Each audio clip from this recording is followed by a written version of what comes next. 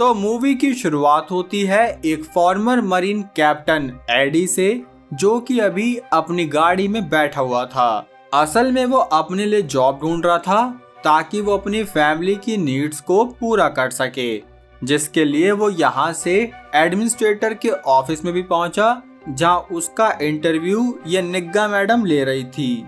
तब एडी ने खुद को इंट्रोड्यूस किया कि मैं फॉर्मर मरीन कैप्टन रह चुका हूँ, और उसने अपनी और भी बातें बताई कि वो 3 बार डिप्लॉय हुआ है एंड ऑल, जिससे हम समझ गए कि एडमिनिस्ट्रेटर उससे जो भी कहेगी एडी बड़ी आसानी से कर देगा। लेकिन एडमिनिस्ट्रेटर ने एडी को साफ कह दिया कि हमारे पास आपकी स्किल के हिसाब से कोई जॉब नहीं है, जिसकी वजह से बेचारे एडी को कोई जॉब नहीं मिली। जिसके बाद वो जैसे ही यहाँ से घर जाने लगा तो तभी उस एडमिनिस्ट्रेटर ने उसके पास आकर उससे बात पूछी कि क्या आप एक सिक्योरिटी गार्ड की नौकरी कर पाओगे, जिसके लिए एडी ने बिना सोचे ही हाँ कह दी, क्योंकि उस बेचारे को अपनी फैमिली का ध्यान रखना था, और फैमिली का ध्यान रखने के लिए गार्ड बनना पड़े या एल गार्ड, बन ही जाता है बंदा। खैर, तो अब एडी ने इस जॉब के लिए हाँ कह दी, और वहीं दूसरी तरफ हमें कुछ यूएस मार्शल दिखाए गए जो कि किसी व्हीकल यानी गाड़ी के बारे में बात कर रहे थे कि ये फुल आर्मर गाड़ी है और इसकी लास्ट वीक ही सर्विस कराई गई थी। जिसके बाद ही यहाँ से यूएस मार्शल का कॉन्वॉय निकला, जहाँ उनके साथ पूरा सिक्योरिटी सिस्टम था। असल में ये लोग एक जैमी नाम की लड़की को ट्रांसपोर्ट कर रहे थे ताकि जैमी एक माफिया ग्रुप के अगेंस्ट में अपना बयान दे सके, जिसके बारे में ही ये यूएस मार्शल डिस्कस कर रहे थे कि इसी बीच इन्होंने देखा कि इनका नेटवर्क जा चुका है, जिसकी वजह से ये लोग अपनी लोकेशन से भी भटक गए। साथ ही अब ये किसी को इन्फॉर्म भी नहीं कर सकते थे, जिसका रीजन पहले तो इन्हें ये लगा कि शायद ये तूफान की वजह से हो रहा है, लेकिन तभी एक यूएस मार्शल ने नोटिस किया कि इनके पीछे एक और कॉन्वॉय आ रहा है जो कि इनकी तरफ तेजी से बढ़ रहा था, जिसे देखते ही उसने सिक्योरिटी ऑफिसर को इन्फॉर्मेशन तो दी, लेकिन तभी इनकी गाड़ी पर उस पीछे आ रहे कॉन्वे ने टक्कर मार दी। जिसके बाद उस गाड़ी में से कुछ प्रोफेशनल हैवी आर्म्ड किलर निकले, जिन लोगों ने इन पर धूआं फायरिंग शुरू कर दी, जिसकी वजह से इन्हें गाड़ी से बाहर निकलना ही पड़ा, और तब इनके बीच एक गन फाइट शुरू हो गई, जिसमें कि सिक्योरिटी ऑफिसर ने अपने आदमी को ऑर्डर दिया कि जैमी को भी कार से बाहर निकाल दो, वरना ये लोग उसे मार देंगे, क्योंकि इन्होंने ऑलरेडी काफी सारे मार्शल्स को मार दिया था। तब चीफ सिक्योरिटी ऑफिसर ने जैमी से कहा कि तुम यहाँ से भागकर किसी ऐसी जगह भी जा सकती हो जहाँ पर तुम्हारी कोई हिफाजत कर सके। जो सुनकर जैमी रोते हुए जंगल की तरफ भाग निकली, जिसे बीच इन प्रोफेशनल किलर्स ने सारे यूएस मार्शल्स के साथ साथ इस सिक्योरिटी ऑफिसर को भी उड़ा दिया। जिसके बाद ये लोग अपने फैलाए हुए रायते को यहाँ साफ करने लगे। वहीं दूसरी तरफ एडी एक मोटल में रुका, जहाँ पर अपनी रात की शिफ्ट पर जाने से पहले उसने अपनी वाइफ को कॉल किया, जिसे उसने बताया कि अब मैं नल्ला बेरोजगार नहीं रहा, आई समझ, तो इसलिए खाना पीना टाइम से। मजाक कर रहा हूँ, बस उसने अपनी वाइफ को इन्फॉर्म किया कि जॉब वॉब लग गई है एंड ऑल। तब वो अपनी वाइफ को इन्फॉर्म करके अपनी पहली नाइट शिफ्ट को अटेंड करने पहुंचा, जहाँ एंट्री लेते ही उसका स्वागत इस वेंस ने किया, जो कि इनके स्मॉल ग्रुप का हेड था। तब वेंस अपना लेक्चर झाड़ने लगा कि हमें ओवर टाइम नहीं करना चाहिए और 15-15 मिनट के 2 ब्रेक होंगे एंड ऑल। जिसके बाद उसने यहाँ बाकी लोगों से मुलाकात कराई, जिसमें यह बेसन मेसन, ये रूबी और ये जॉनी से सिर्फ जॉनी। जिसके बाद उसने एडी को उसकी यूनिफॉर्म दे दी कि जाओ बेटा अपना हुलिया ठीक करके आओ। तब वेंस ने इस पूरे मॉल का टूर भी कराया, जहाँ इस मॉल में पूरे 5 जोन थे। जिसके बाद एडी ने पूछा कि असल में यहाँ पर राइड बैरिकेड, मतलब जो दंगों में लगाने वाले बैरिकेड और वो इलेक्ट्रिक टेजर वगैरह कहाँ हैं, जिसके बारे में भी वेंस ने उसे बता दिया। तब एडी ने भी अपना हुलिया चेंज करके यहाँ पेट्रोलिंग वगैरह शुरू कर दी, जिस बीच यहाँ अचानक से लाइट झिलमिल करने लगी, जैसे ये कोई एक्शन मूवी नहीं बल्कि हॉरर मूवी हो, खैर तो तब एडी ने अपनी फ्लैशलाइट जलाई, जिसके बाद उसने वेंस से कहा कि यहाँ की लाइट झिलमिल कर रही है। साथ ही उसने पूछा कि सिक्योरिटी कैमरा में बैकअप पावर है या नहीं, जिस पर वेंस ने साफ कह दिया कि टेंशन मत लो यार, सब अंडर कंट्रोल है। जिसके बाद वेंस ने यहाँ इलेक्ट्रिसिटी दोबारा एक्टिवेट कर दी और तब यहाँ लाइट दोबारा आ गई।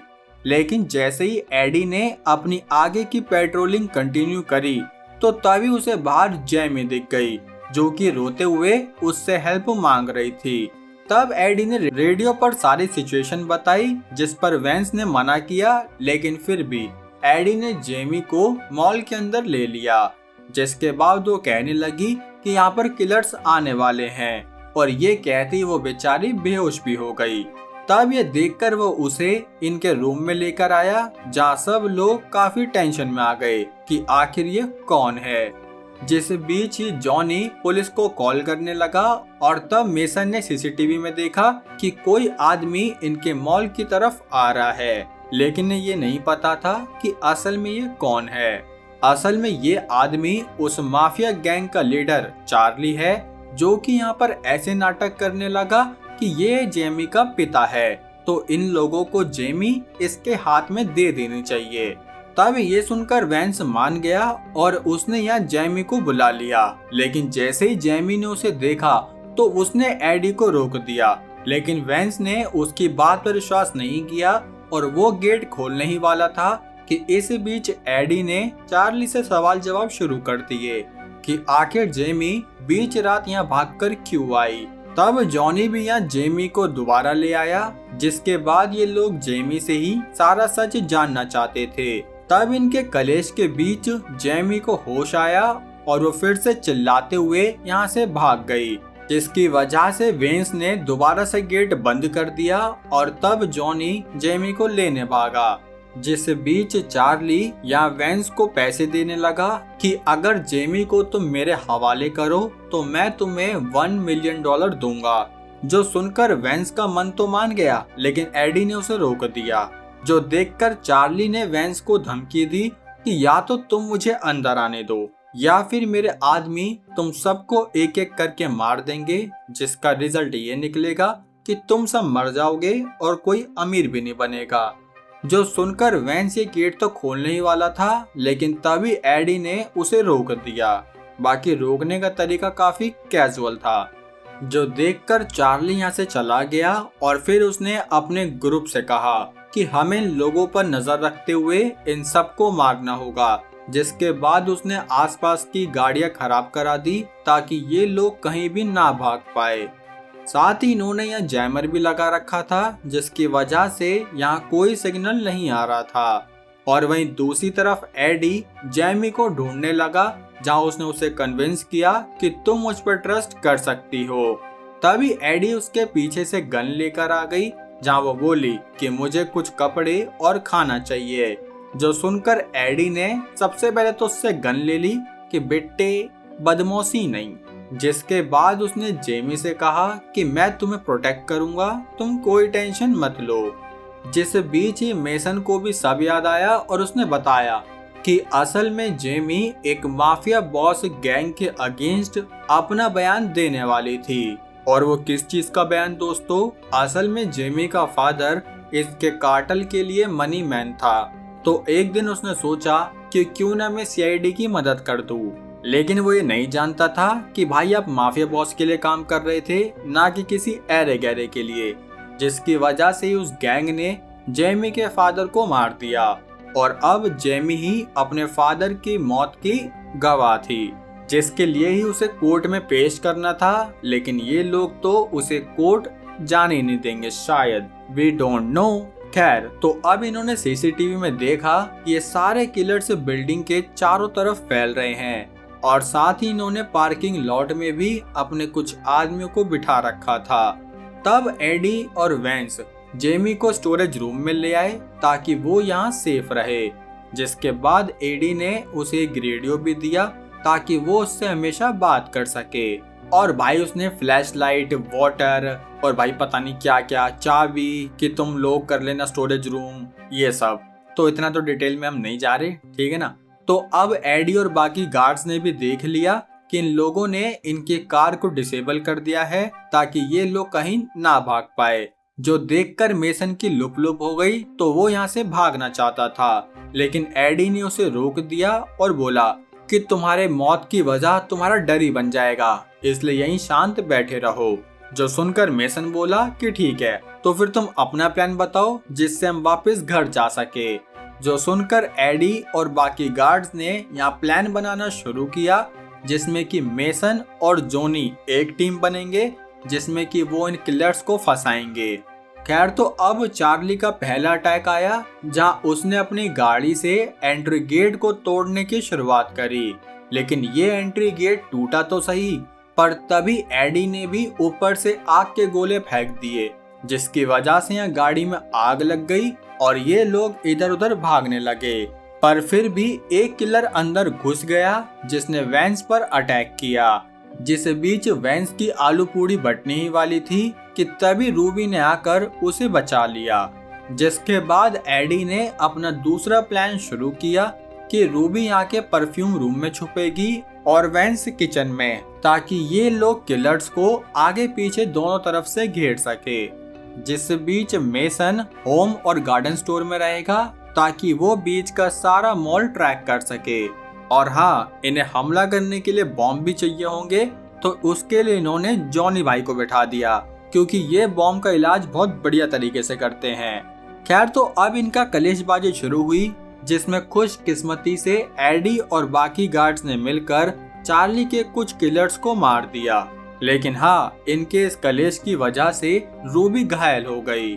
जिस बीच वैंस उसकी मदद करने आया, तो तभी 3 किलर्स ने मिलकर रूबी का खेला कर दिया, जो देखकर वैंस रोने लगा, क्योंकि वो रूबी को लाइक करता था और वैसे भी पिछली बार रूबी ने वैंस की जान बचाई थी और इस बार ये नहीं बचा पाया। चलो कोई नहीं। खैर, वहीं दूसरी तरफ इस मॉल के बाहर चार्ली का एक स्नाइपर भी बैठा था, जो कि इस पूरे मॉल की सारी एक्टिविटी चार्ली को बता रहा था। जिस बीच चार्ली ने अपने स्नाइपर से साफ मना कर दिया कि अभी कोई फायरिंग मत करना, क्योंकि इन्हें आसपास एक शेरिफ की गाड़ी दिखी थी। वहीं दूसरी तरफ एडी ने जॉनी को साफ कहा कि तुम फ्लैशलाइट से शेरिफ की गाड़ी पर लाइट मारो, ताकि वो लोग समझ सके कि हमें उनकी जरूरत है। जिसके लिए ही जॉनी जब जाने लगा तो उसकी फ्लैशलाइट टूट गई, जो देखकर एडी ने बाहर जाने से मना कर दिया, लेकिन जॉनी उसकी बिना सुने बाहर जाने लगा, जो देखकर स्नाइपर ने तभी के तभी जॉनी को शूट किया, जिसकी वजह से अब रूबी भी गई और जॉनी भी। खैर, अब ये देखकर चार्ली ने अपनी अगली चाल की शुरुआत करी। जिस बीच मेसन ने बताया कि हमारे मॉल के पास काफी सारे यूएस मार्शल आ चुके हैं, जिन्हें देखते ही एडी समझ गया कि चलो भाई, अब तो हमारी मदद हो जाएगी। इसलिए तब वो जल्दी से मॉल के नीचे आया, जहां यूएस मार्शल ने पहले तो एडी को ही बंदी बना लिया कि हो सकता है यही किलर हो। जिस बीच एडी ने रेडियो पर मेसन से कहा कि जेमी को ले आओ, क्योंकि यूएस मार्शल उसकी हिफाजत करेंगे। लेकिन जैसे ही वैंस और वो उसे लेकर आने लगे, तो तभी एडी ने नोटिस किया कि इन सब लोगों के कान के पीछे एक टैटू बना हुआ है, जिसका मतलब ये लोग कोई यूएस मार्शल नहीं बल्कि माफिया गैंग के किलर ही हैं। जो देखते ही उसने रेडियो पर साफ मना कर दिया कि जेमी को नीचे मत लेकर आना।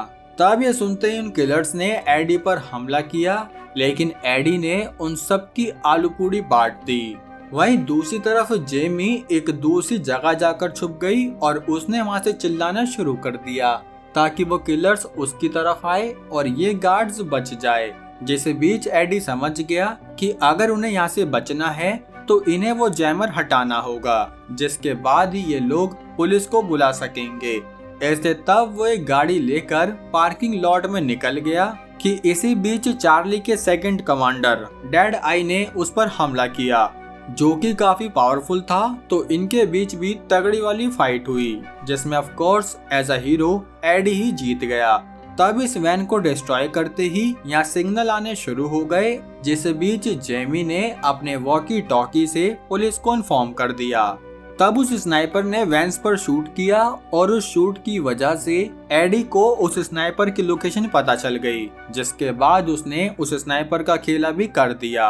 वहीं दूसरी तरफ चार्ली यहाँ जेमी के पास पहुंचा, जहाँ वो उससे कहने लगा कि देखो, मैंने तुम्हारे फादर को मार दिया, लेकिन अगर तुम कोर्ट नहीं जाओ तो मैं तुम्हें गोद ले सकता हूँ। लेकिन जेमी तो यहाँ से चुपके चुपके भागने लगी, जिस बीच चार्ली ने उसे पकड़ लिया। पर तभी यहाँ एडी भी आ गया, जो कि काफी जख्मी तो था, लेकिन चार्ली ने उसे साफ कहा कि तुम मुझे यहाँ से जाने दो, वरना ये बच्ची मर जाएगी। लेकिन उसे नहीं पता था कि इस बच्ची के पास एक इलेक्ट्रिक टेजर है, जिसकी मदद से उसने जैसे ही चार्ली को थोड़ा शॉक किया तो तभी एडी ने चार्ली की आलू पूड़ी बांट दी। जिसके बाद यहाँ फाइनली पुलिस भी पहुंच गई और वो लोग जेमी को सेफ्टी के साथ ले जाने लगे। तब जेमी ने एडी का शुक्रिया अदा किया और हमें पता चला कि वेंस ने उस गोली को सरवाइव कर लिया है, जिसका मतलब वो बच गया और एडी भी यहाँ से अपनी फैमिली के पास पहुँच गया। और उसी के साथ ये मूवी यहीं खत्म हुई दोस्तों। तो मूवी कैसी लगी लाइक कमेंट करके जरूर बताना। चैनल पर नए हो मेरे भाई तो सब्सक्राइब कर सकते हो। बाकी अब हम मिलेंगे हमारी अगली वीडियो में, तब तक के लिए जय हिंद।